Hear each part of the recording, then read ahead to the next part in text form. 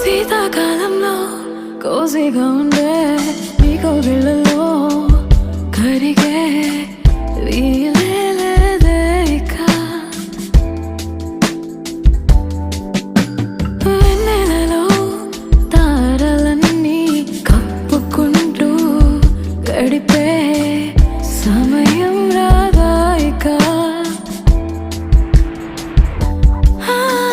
శీతాకాలంలో కోసిగా ఉండే నీకో గిళ్ళలో కరిగే వీలే లేదే ఇక.